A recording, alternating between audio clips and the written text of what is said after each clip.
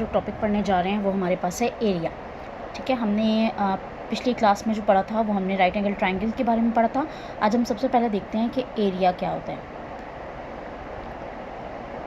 ठीक है, टॉपिक हमारा है एरिया और हम यहाँ पर मुख्तलिफ शेप्स के एरियाज़ जो हैं वो देखेंगे। तो आपको जो मैंने नोट्स दिए थे उसके अंदर हमारे पास डेफिनेशन लिखी हुई है और डेफिनेशन है the surface inside a boundary of a shape is called area. ठीक है, किसी भी शेप के अंदर, बाउंड्री के अंदर जो भी पोर्शन होता है वो इसका एरिया कहलाता है। अब हमारे पास मुख्तलिफ शेप हैं, लेकिन जैसे हमारे पास ऊपर देखें आप, ये सर्कल है, इसके अंदर का जो पोर्शन होगा ये हमारा एरिया कहलाएगा, सर्कल का एरिया। इसी तरह से हमारे पास ट्राइंगल्स हैं, तो ट्राइंगल के अगर अंदर का हम एक देखेंगे पोर्शन, ये हमारी बाउंड्री है, ये हमारी बाउंड्री है, इस बाउंड्री के अंदर का जो पोर्शन है ये कहलाएगा एरिया। ठीक है, अब हम आते हैं कि हम एरिया किस तरह से निकालेंगे। ठीक है, इसी के नीचे फार्मूलाज लिखे हुए हैं नोट्स में आपके पास, और इसमें मैंने डिफरेंट टाइप की जो शेप्स हैं उन सबको कवर किया है और सबके फार्मूलाज जो है हमने इस पर मेंशन कर दिए हैं। ठीक है, यहाँ पर देखें, जैसे हमारे पास है सबसे पहले area of a triangle when length of 3 side is given.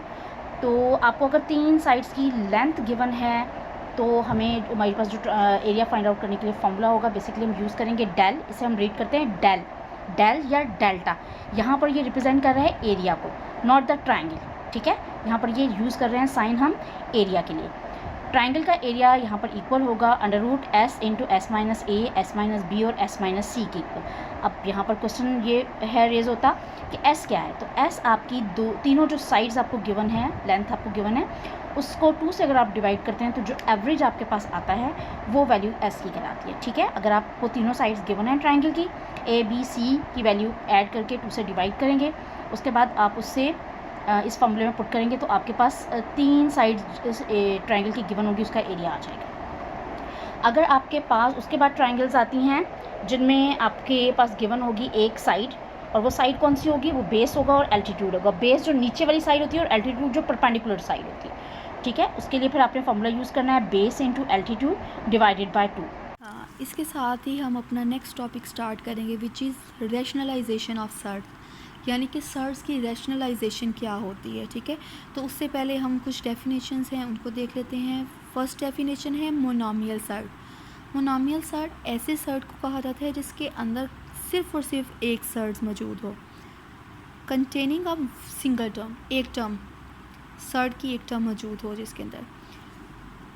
A search containing sum of two monomial surds or sum of a monomial surd and a rational number is called a binomial surd, यानी कि जिसके अंदर दो terms होंगी उसे binomial surd कहा जाता है। और थर्ड है if the product is a rational number then each surd is the rationalizing factor of each other। अगर दो सर्ट्स की मल्टीप्लिकेशन के बाद एक रैशनल नंबर आ जाता है तो हम उनको रैशनलाइजिंग फैक्टर कहते हैं। ठीक है, वो मैं आगे नेक्स्ट जब हम एक्सरसाइज करते हैं तो फिर उसमें आपको बताती हूँ कि जो रैशनल फैक्टर है उस रैशनल फैक्टर किसको कहते हैं।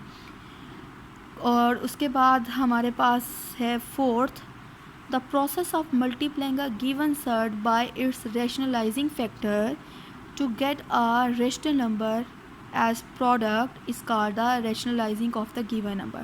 तो ये पहली होगी मोनोमियल की, सेकंड होगी बाइनोमियल की, यानी कि जिसमें एक टर्म होती है उसे मोनोमियल, दो टर्म होती हैं उसे बाइनोमियल कहते हैं। थर्ड उसने कह दिया है कि दो सर्ट्स को मल्टीप्लाई करने से अगर एक रैशनल नंबर आता है तो उसे हम रैशनलाइजिंग फैक्टर कहते हैं। और फोर्थ पढ़ा है हमने कि the process of multiplying a given surd by the rationalising factor is called the rationalisation of the given surd. Clear.